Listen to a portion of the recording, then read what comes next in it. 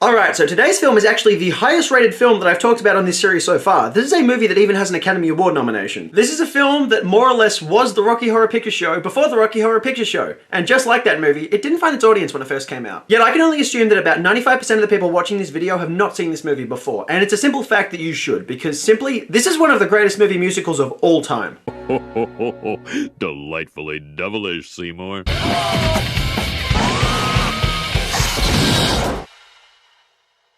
Yes, everybody, welcome back to Delightfully Devilish, the show where we discuss films that all at once meet the criteria of being the good, the bad, and the ugly. I'm your host, Jukebox Harry, and today we are looking at one of the most under-recognized cult gems to ever hold a special place in my heart. Phantom of the Paradise is actually a film directed by Brian De Palma, the creator of Carrie and Scarface, but this is predating both those films. This is Brian De Palma working at his most low-budget and campy. This is a film that was released as a double feature with the Rocky Horror Picture Show back in 1975, and yet still a film that not enough people have seen. It is very difficult to put into words my relationship with the movie Phantom of the Paradise. It started back at the end of 2019 at the film festival Monster Fest, where we saw a documentary called Phantom of Winnipeg, which talked about how the movie was a huge success in Winnipeg, Manitoba, yet nowhere else in the world. I was amazed at just how heartfelt that documentary was. It talked about how much Phantom of the Paradise meant to so many people. It played as a double feature with that movie, but I wasn't fully captivated with the film when I first watched it. The campy style and sheer number of plot elements was a little bit overwhelming for me the first time, but the soundtrack was just amazing. I could not stop listening to it after I watched that film, so very soon I decided to watch it a second time. That was where I got hooked. I had my expectations set, I was ready to see the musical numbers performed, and I was a little bit more prepared for some of the more confusing elements of the film's ending. And on the third viewing, I was completely swept away by the film, hypnotized by its soundtrack and in love with all its characters and themes. At the start of the year, I was actually meant to fly to Winnipeg, Manitoba so that I could meet fans of this movie, and so that I could meet the band Swanage, the one band that actually does public performances of this film's soundtrack. Unfortunately, COVID happened. And also, this film actually inspired me to start writing a feature-length screenplay of my own. It hasn't gotten off the ground completely just yet, but hopefully one day. Right now, I'm just here to share my love of this film with you. We'll remember you forever, Eddie. Through the sacrifice you made, we can't believe the price you paid for love. Phantom of the Paradise opens with a song performed by a band called the Juicy Fruits, an affectionate doo-wop song which tells a fictional story of a musician who killed himself to become a legendary star, and is such a wonderful song. There are a lot of things I love about the Phantom of the Paradise, but the soundtrack is the biggest part of it. I think that this movie has the greatest soundtrack to any movie musical of all time. And I am not traditionally a fan of typical musicals. I could not stand Les Miserables or The Sound of Music. I refuse to finish either of those movies because they bored the absolute shit out of me.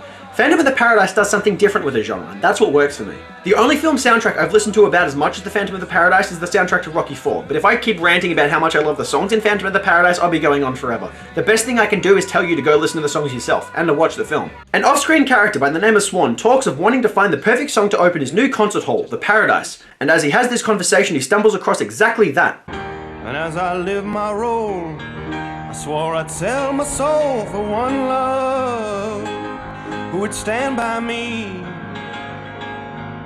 and give me back the gift of laughter, yeah. Meet the protagonist, Winslow Leach, a talented young musician with a voice which is nothing short of hypnotic. He's played by a little-known actor, William Finley, who really shines in the role.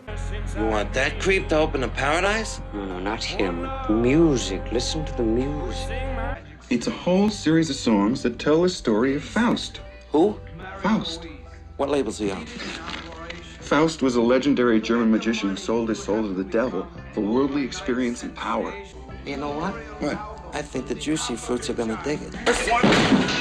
I'm not gonna let my music be mutilated by those grease balls. I'm the only one who can sing Faust. When the real drama hits the story, it's as unexpected and melodramatic as that. Boy, you sure got some temper. Oh, you have no idea. Winslow gives his music to Swan, but after a month he hasn't heard anything. When he goes to inquire, he gets thrown out by security. And this scene marks the first time in the film that Brian De Palma employs the style of a silent film to tell his story in a manner which is dramatic but in a campy way. He tracks Swan to his residence and stumbles onto a collection of women preparing to sing his piece. This is where he meets Phoenix, a talented young singer played by Jessica Harper, the star of Suspiria. All my tears have dried, and I can't weep. Old emotions, may they rest in peace and dream. He's opening the Paradise with it. You're kidding. Do I look like a kidder? With that haircut, darling, you look like Mozart. The audition is composed of a PG all-girl orgy which Winslow sneaks into. When he finally meets Swan, he's revealed to be Academy Award-winning musician and actor Paul Williams. Get this fag out of here. Winslow is thrown out and framed for drug possession by 2 African-American police officers. Black police showing out for the white cop. But I'm innocent! Swan stole my music and framed me! The entire courtroom scene plays out in 6 seconds. That's just brilliant. Winslow gets sent to Sing Sing, the prison from Maniac Cop. In prison, Winslow has his teeth pulled and replaced with metal ones. I never figured out why, but it just adds to the character's costume. When Winslow hears his music being performed by the Juicy Fruits on the radio, he goes mad, escaping prison in a box before breaking into Swan's record company to trash the place. Amid the confusion, he falls into a record press, which disfigures his face and crushes his vocal cords. As he flees, he falls into the East River and is presumed dead. On a night at the Paradise leading up to its opening, we get a very Halloween-esque long take where an unseen figure enters the Paradise to adopt a costume and a mask. The Juicy Fruits have now turned into a Beach Boys-esque band known as the Beach Bums, and they sing a surf rock rendition of Faust. I was not myself last night, lost the fight, my Woody barely running. This entire scene plays out in a split-screen shot, a technique which is very definitive of Brian De Palma's directorial style. We see Winslow sneak a bomb into the Beach Bums' car, which nearly kills them. Winslow goes to confront Swan, who is unfazed. I can give you the power to create again. I can make you somebody. Tempted by Swan's offer, he attends the auditions for new singers to perform at the Paradise, and he spots a familiar face. We're not looking for singers, we're looking for screamers. Then it sounds like you should be auditioning Jimmy Barnes. Phoenix finally begins to sing for us. Well, you told me one time that you'd be somebody, that you weren't working just to survive, but you're working so hard that you don't even know you're alive. Jessica Harper has such a beautiful voice. She's actually so talented that she was cast to portray Janet Majors in the sequel to Rocky Horror Picture Show, Shock Treatment. That's not a good film. She's great in it though. She finishes the song by casually dancing out of the room before running back in. I don't fully get it, but God, I love it. Using technology, Swan is able to give Winslow the ability to sing again, and he just so happens to sing in Paul Williams' voice now. Like a child who was always poor, reaching out for more, I could feel the hunger growing. Paul Williams' rendition of Faust is one of the top 3 songs on the soundtrack in my opinion, and I love this soundtrack so much, so that's a pretty big call. Winslow declares Phoenix to be the perfect person to perform his piece, and Swan agrees that this will be the case if he will work for a week straight to complete his cantata and sign a very suspicious contract. All articles which are excluded shall be deemed included. What does that mean? Oh, that's a clause to protect you, Winslow. No, that means exactly what you think it means. Ink isn't worth anything to me, Winslow. The next song is the Phantom's theme, Beauty and the Beast. Half asleep, I hear a voice. Is it only in my mind? Or is it someone calling me? Someone I failed and left behind. This song is truly beautiful. It has such a rich, dark melancholy to it. I remember listening to this song a lot during my last breakup because it made me sympathetic to the Phantom. It made me feel a lot less alone in the world knowing this song was around.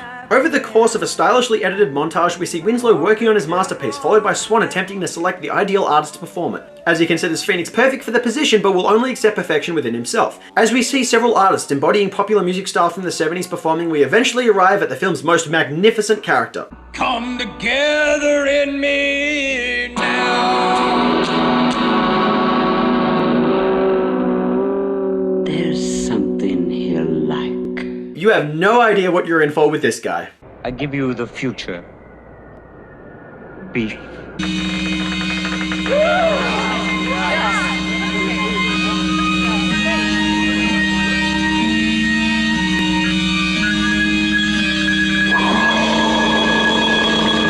If you look closely in this scene, you'll also notice something off about the Death Records logo. Originally, the logo Swan Song Enterprises was printed there, but the same year as this film was made, Led Zeppelin founded a record label called Swan Song Records. This scene had it edited out with laughably bad CGI, but there is nothing to complain about. The cheap visual effects in this scene are obvious, and they just add to the delightfully campy nature of the film. What I really love is that nobody has made any attempt to update or change this with modern day visual effects like Steven Spielberg or George Lucas might do. It's just been left in its original campy glory, as films should be. That's a very accurate representation of the entertainment industry. Beef sings like a pterodactyl, but wait till you see how he acts. Man, you better get yourself a castrato for this, because it's a little out of my range. Ha! Gay! Ah, the angels! And in the stars, the pages! Fill them up! Meows turn slow! Whoa, whoa, wow!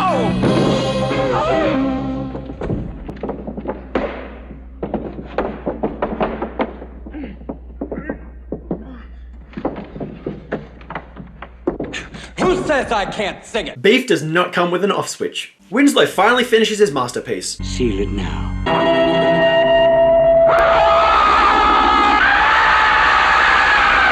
What was that? What was what?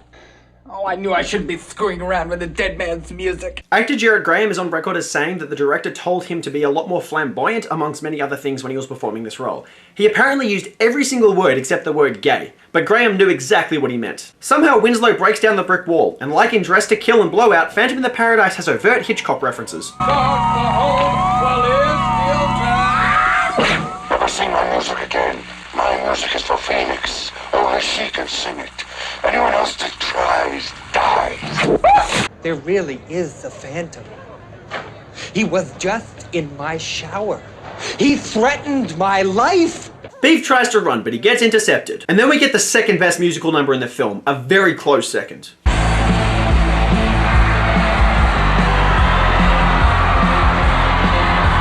The Beach Bums are now the Undeads, designed in an homage to the cabinet of Dr. Caligari.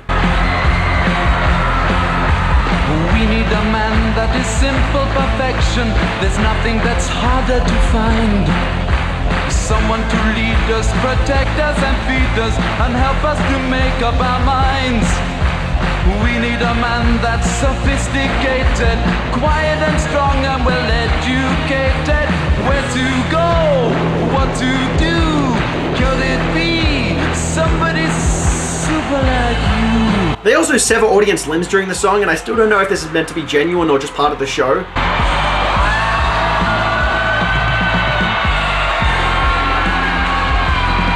That scream has a very special relevance to me because if you watch this series, you know how much I love to make Simpsons memes.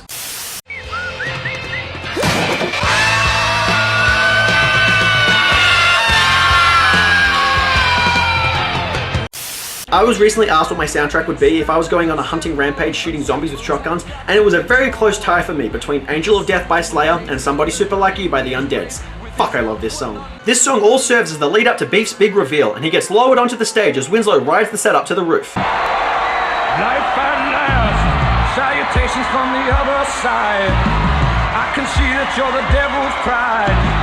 Gay Frankenstein is the best Frankenstein. Beef performs his killer track Life at Last and even abuses the audience before doing some of the most inexplicable dance moves you have ever seen. And it's just wonderful. But Winslow is furious. This is simply one of the best death scenes in movie history, a cheap, campy, and hilarious electrocution, and the audience cheers the entire time. It is no wonder I felt the need to include this scene on the intro to my series. Beef only has a few scenes in this film, but he stands out as my absolute favourite character. He is the Phantom of the Paradise equivalent of the character Frankenfurter from the Rocky Horror Picture Show, only far more comedic and conventionally flamboyant. In a frenzy, Phoenix is immediately summoned to sing in place of Beef. Our love is a strong love, baby. We give it all and still receive. The audience goes wild. While running from fans later, Winslow leads her to the roof. Don't hurt me. I would never hurt you, Phoenix. You know me. I mean, yeah, but as of 5 minutes ago, everyone knows who you are. Don't you hear them down there? Why should I give that up? They want more than you could ever give. I'll give them whatever they want. Phoenix refuses to leave, seduced by Swan and promises of fame. Tortured by his loss, Winslow kills himself. Except that it doesn't work. Winslow, what a foolish thing to do. Didn't you read your contract closely? See what it says, terms of agreement? Can you read what it says? This contract terminates with Swan.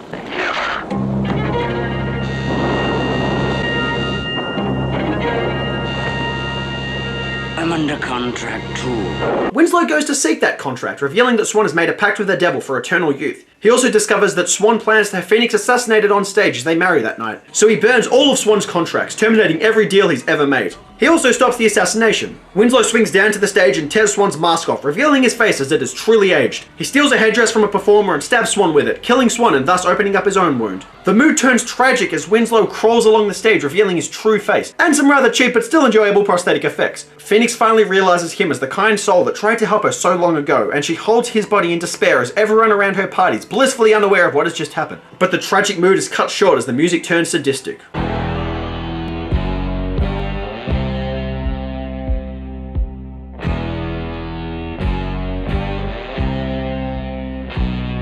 And the credits play over the best song in the film. Is Phantom of the Paradise a good film? Yes! I honestly need to make a checklist of everything that The Phantom of the Paradise is. It's a rock musical and a horror comedy and a satire of the music industry. It's an adaptation of the Phantom of the Opera, which also adopts elements of The Picture of Dorian Gray and Faust and Frankenstein and even the Cabinet of Dr. Caligari. It's half Les Miserables and half Rocky Horror Picture Show. There is honestly so much to take in with The Phantom of the Paradise that it can be a little bit overwhelming, particularly on your first viewing. I found the ending to be a little bit rushed and confusing, but on the second viewing I fully got it. 3 viewings later, I definitely consider this a masterpiece. Phantom of the Paradise is dark, violent, sexually charged, and mean-spirited, but it's also a PG movie. Its horror elements are rooted in classical European works, which it brings to the modern day so that it can make an effective commentary on the rock and roll industry. Given that this came from the sex, drugs, and rock and roll period of history, the way that it emphasizes greed and hedonism against the backdrop of a classical European tragedy is just wonderful. And while it's a dark story, it's also campy and hilarious. A friend of mine who wanted to get into horror films but didn't want to go straight into the deep end asked me to help her guide her on that path. I chose Phantom of the Paradise for her because I knew how much she loved theatrics but also wanted to experience horror.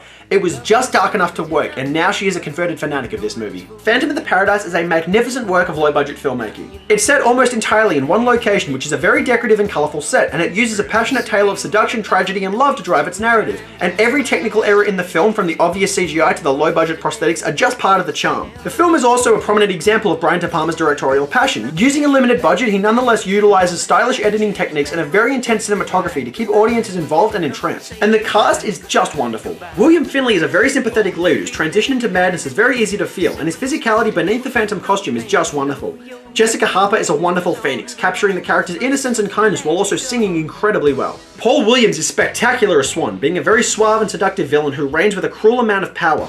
And his contributions to the soundtrack are just amazing, earning well-deserved nominations for an Academy Award and a Golden Globe. But like I said, Jarrett Graham is the standout for me. His delightfully flamboyant portrayal of Beef perfectly encapsulates the excessive energy of the rock and roll scene as well as being appropriately theatrical. Phantom of the Paradise is a phenomenally underappreciated gem. It's a film which deserves a very wide audience but hasn't really found it outside of Winnipeg, Manitoba. I always said that if I got to direct one theatre show in my life, it would be a stage adaptation of The Phantom of the Paradise. It'd be just wonderful. The world really needs to see that. And if you want to understand just how much this film does mean to people, you really need to watch the 2019 documentary Phantom of Winnipeg. It's actually one of the best films of that year. You'll see just how much this film has impacted the lives of people from Manitoba, Canada. It actually talks about how the characters have made certain people come to terms with their sexuality, it influences their love of music, it does so much for those people. And it should do that same kind of thing for the rest of the world. And Phantom of the Paradise still actually plays in Winnipeg, Manitoba, 46 years onwards from its original release. As a final note, I actually reached out to fans of Phantom of the Paradise on social media and asked them to tell me in about one sentence what it is they truly love about this film, so here you go. Hi Phantom fans, it's Glory D'Ignazio from Winnipeg, Phantom Palooza. Just saying what a great movie, and aren't we all lucky to have this wonderful movie and awesome soundtrack. You all rock. Dream it never ends. Swanage on Facebook. The band. Hi, I'm Dean Hunter. In 1975, my sister Sherry took me to see this movie, Phantom of the Paradise, and I've been a fan ever since. I am now the lead singer of a Phantom of the Paradise tribute band called Swanage, my favorite movie. In Winnipeg, Manitoba, Canada, yes, I am a Phantom fanatic. I saw it in the theaters 44 times. I became a musician. It changed my whole life. I love the soundtrack. Love all the actors. Had the pleasure to meet them all. Lucky. We're from Winnipeg. We're the biggest fans. Thank you, Phantom. Phantom of the Paradise has fast become one of my favourite films because it takes the concept from the Phantom of the Opera and turns it on its head, with a wide range of genres all perfectly blended together, accompanied by a highly memorable soundtrack. I love how Phantom of the Paradise manages to tell a serious story while musical numbers go on that swing wildly from fabulous to serious, even as far as goofy. Phantom of the Paradise gets a solid 9 electrocutions out of 10. It's a wonderful mix of comedy, horror, and classical tragedy, all combined into a rock musical. And it's packed with passion, energy, and campy wonder, as well as the greatest soundtrack to any musical movie I've ever seen in my life. And that does it for today's episode of Delightfully Devillish, you guys. If you want to see more episodes of this show, please hit that subscribe button. If there are any movies you want to see me discuss on this show, please leave them in the comment section below. Otherwise, until next time, I've been your host, Jukebox Harry. Peace. Dream it never ends.